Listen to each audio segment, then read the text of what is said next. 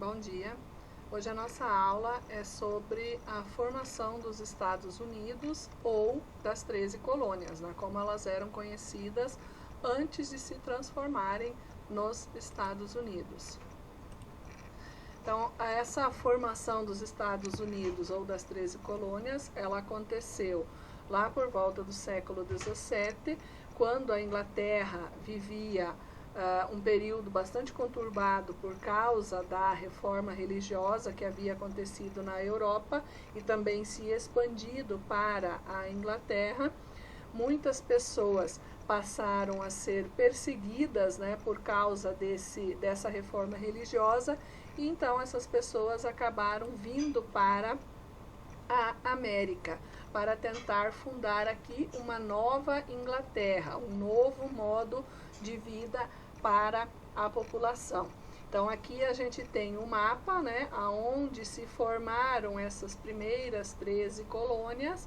A gente tem nos fins do século XVIII já em torno de 680 mil habitantes no norte e 530 mil habitantes no centro e 980 mil habitantes no sul. Então a gente pode observar que no sul tem muito mais habitantes do que na região ao norte. Isso se dá principalmente por causa do tipo de organização, né? No sul se organizaram as colônias agrícolas devido à fertilidade do solo e também ao clima que era favorável. Já ao norte, onde o clima não era tão favorável à prática da agricultura, se estabeleceram então comerciantes e produtores de manufaturados. Essas 13 colônias, então, elas tinham uma organização extremamente distinta, então elas eram muito diferentes umas das outras, o que a gente vai acabar vendo ao longo desta aula.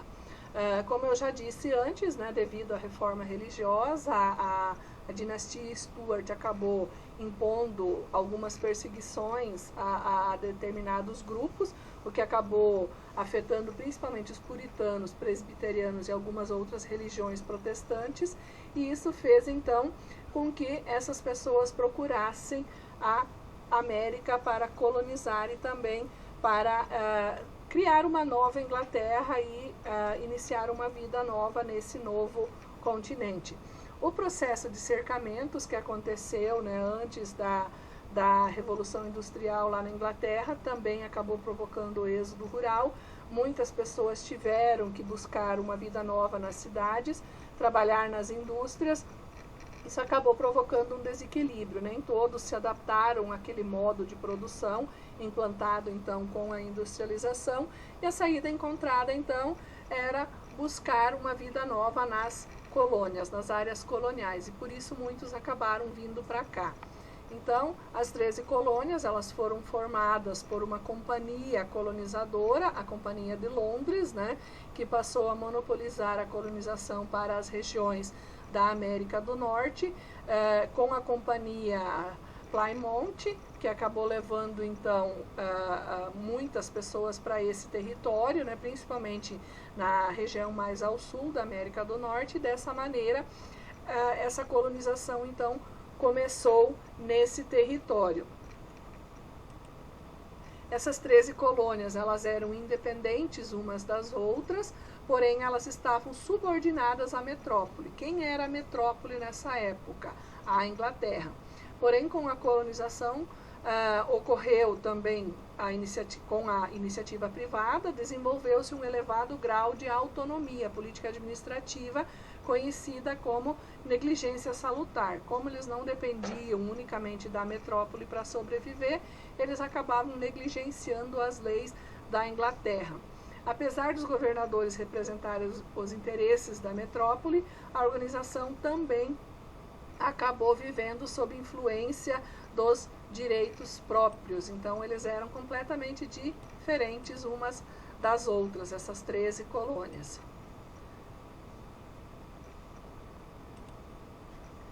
No centro-norte, né, em termos de organização, né, no norte os europeus eles acabaram sendo exilados por motivos políticos e religiosos, como eu já citei. Seus produtos eram semelhantes aos europeus, então eles manufaturavam madeiras e produtos de pesca, apesar da proibição, mas mesmo assim eles acabavam fazendo, né? Essas manufaturas e a policultura, como eles se dedicavam a diversos produtos, né, produziam vários produtos, principalmente para a alimentação da população que vivia ali. Então eles acabaram buscando, né, vender os seus excedentes para o sul, que era mais dependente da metrópole, porque o sul ele produzia principalmente o algodão, o tabaco e o anil, e esses produtos eles eram vendidos para a metrópole, para a Inglaterra, que manufaturava esses produtos e depois acabava vendendo para outras regiões, inclusive de volta para os mercados do sul. No sul, então, prevalecia a grande propriedade escravista. Essa propriedade escravista, né, ela tinha pouco trabalho livre e a monocultura era voltada à exportação. Havia também o trabalho de servos temporários que trabalhavam para pagar o transporte para a América, ou eles eram financiados por proprietários carentes, né? Então existiam esses modos de produção. Lá nas colônias do norte e do centro, a colonização ela é chamada de povoamento, porque eles pretendiam permanecer nesse território e fundar ali um modelo como a antiga Inglaterra. Então eles queriam formar a nova Inglaterra na América. A mão de obra era livre e assalariada, a economia ela era internalizada, ela se dedicava principalmente à pesca do bacalhau, cultivo de cereais, criação de gado e produção de rum. As propriedades elas eram pequenas e médias, o comércio triangular, né, entre as 13 colônias, a África e as Antilhas, ela era uma constante nessa região, bem diferente das colônias do sul, já que nas colônias do sul a exploração, né, eram colônias de exploração, eles tinham interesses exclusivamente comerciais nesse território, a mão de obra era escrava, trazida da África, a economia ela era externa, a produção de tabaco, arroz, algodão, anil e alguns outros produtos, mas em especial o algodão e o tabaco eram os principais produtos dessas colônias do sul. Em 1619, a chegada dos primeiros escravos de origem africana, e lá a propriedade era o latifúndio. O que é o latifúndio? É a grande propriedade rural. E o sistema do plantation. O que vem a ser o sistema de plantation? É a produção destinada a um mercado externo. Então, eles produziam a matéria-prima para que a Inglaterra pudesse beneficiar e transformar em produtos manufaturados para vender para as demais nações. O comércio triangular, que era realizado entre as 13 colônias, em especial as do centro e a do norte, né, aonde eles levavam, né, os produtos para Portugal, levavam os produtos para a Inglaterra e a Espanha também, né, e levavam-se produtos, matérias-primas, e trazia-se de volta produtos manufaturados. Quais que eram os produtos, né? O que se levava, né? Por exemplo, aqui de Nova York, onde hoje é Nova York, Filadélfia, Boston em geral, levava-se rum e rum tanto produzido aqui quanto produzido aqui na região das Antilhas, essas ilhas, pequenas ilhas aqui, né? Levava-se para a Costa do Marfim, Costa do Ouro, lá na África, e trazia-se de volta escravos, né? Esses escravos eram deixados tanto aqui nas Antilhas, quanto deixados aqui nas 13 colônias do sul. E trazia-se de volta, né, da Europa produtos manufaturados. O que eram esses produtos manufaturados? Eles podiam ser tecidos, ferragens e etc. Né? Também aqui das Antilhas levava-se, né, o melaço e o açúcar para a Inglaterra, levava-se daqui também melaço e açúcar para os países da Europa, e em troca eles acabavam trazendo para cá os produtos manufaturados, né, como tecidos, ferragens em geral. Esses produtos então eram utilizados tanto nas colônias do sul quanto do centro e do norte. E aqui a gente tem um claro exemplo desse comércio triangular: Europa, África, América, América, África, Europa e assim por diante. Então, esse comércio triangular entre as 13 colônias perdurou por um longo tempo nessa região. E aí a gente tem, né, as 13 colônias aqui, essa parte toda aqui ainda era dominada pelas populações indígenas, principalmente Apache, Cherokee, que eram os principais grupos, né, de populações nativas que viviam nesse território. Aqui a gente tem a divisa com o Canadá, na época nada disso existia, né, essa divisão territorial ainda não existia. As 13 colônias elas eram promovidas por um autogoverno, mas elas eram autônomas entre si, né?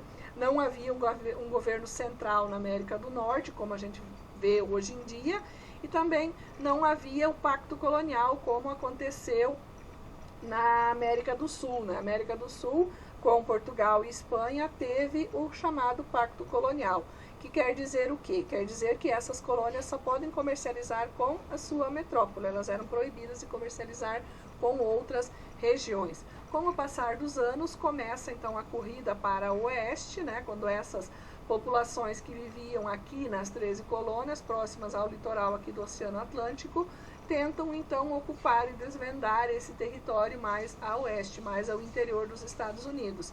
Lembrando que nessa região aqui, por onde essas colônias se formaram, corre o rio Mississippi, que era um divisor, né, um divisor natural desse território, além das montanhas Apalaches, né, a cadeia montanhosa chamada de montanhas Apalaches, que fizeram com que esse território mais a oeste aqui, mais ao interior, ficasse isolado nas mãos das populações nativas por um longo período. Mas, com o passar dos anos, a construção das estradas de ferro, a descoberta de jazidas de ouro, fez com que fosse feita a ocupação desse território também.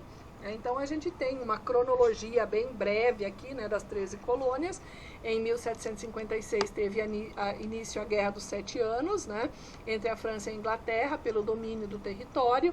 Já em 1764 o governo inglês impôs, né, as leis intoleráveis aos colonos, né? Isso fez com que houvesse um choque, um conflito muito grande dos colonos das 13 colônias com a Inglaterra. Essas leis, por exemplo, a lei do açúcar, a lei do selo e a lei do chá. Essas leis, elas foram extremamente prejudiciais aos colonos, porque a colônia, a metrópole cobrava um imposto muito alto sobre o açúcar produzido, né, o melaço produzido na América. Isso fazia com que os colonos acabassem recebendo menos pelo seu açúcar produzido. A lei do selo dizia que todos os jornais, panfletos e documentos expedidos na colônia tinham que conter o selo real, e para conter o selo real tinha que se pagar uma taxa. E a lei do chá: todo o chá consumido na colônia era taxado, né? A Inglaterra cobrava um alto custo por esse chá consumido na colônia. Então, os colonos disfarçados de índio, em 1773, eles protestaram em Boston contra a lei do chá. Então, esse conflito entre os colonos e as pessoas ligadas à Inglaterra ficou conhecido como Massacre de Boston, onde várias pessoas que participavam desse protesto acabaram sendo mortas, inclusive alguns indígenas, né? Por que o chá é tão importante? Os ingleses têm o hábito de tomar o chá das 5, né? Então todos os dias eles consomem o chá, muito mais do que nós consumimos o café, então por isso o chá é tão importante. Em 1774, o parlamento inglês aprova, né, essas leis intoleráveis, que, né, eram contrárias a toda a comercialização de produtos sem a cobrança de impostos. E com isso, os colonos acabaram se reunindo no primeiro Congresso Continental da Filadélfia, que tentavam revogar essas leis intoleráveis. Já em 1775, eclodem os conflitos armados entre os colonos e ingleses. Em 1776, reunidos no segundo Congresso da Filadélfia, os colonos aprovam a Declaração de Independência dos Estados Unidos. E em 1781, apoiados por forças francesas e espanholas, os colonos vencem as tropas inglesas na Batalha de Yorktown, que fez com que os Estados Unidos se tornassem independente da Inglaterra, porém essa independência ela demorou algum tempo ainda para ser reconhecida, né? Em 1783 é assinado o Tratado de Versalhes, no qual o governo da Inglaterra reconhece a independência dos Estados Unidos. Perdão, gente, aqui não é Tratado de Versalhes, é Tratado de Paris, onde a Inglaterra reconhece a independência dos Estados Unidos. E em 1787 é aprovada a Constituição dos Estados Unidos. E aí nasce uma nova nação, com a independência dos Estados Unidos. O parlamento inglês aprovou as leis, né, a lei do açúcar e a lei do selo. Os ingleses não gostaram e acabaram se revoltando contra os colonos, que acabaram não gastando com os seus investimentos nessa guerra. E aí surge então o movimento de independência, né? O aumento de soldados na colônia, o segundo congresso da Filadélfia. Thomas Jefferson acaba aprovando a declaração de independência. França e Espanha deram auxílio aos colonos e em 1781 a Inglaterra passa a aceitar a independência das 13 colônias. Este filme, vou tentar colocar um link para que vocês assistam esse filme, bastante interessante, sobre esse processo de independência dos Estados Unidos. E aqui consta então o Tratado de Paris de 1783, quando ele reconhece a independência dos Estados Unidos da América. Lá naquele slide anterior está errado, não é Tratado de Versalhes, não, é Tratado de Paris. Tá?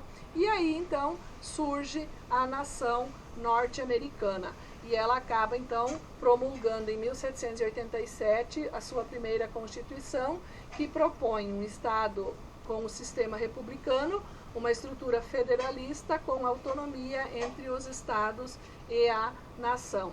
Por hoje é isso, se cuidem, fiquem em casa e usem máscaras.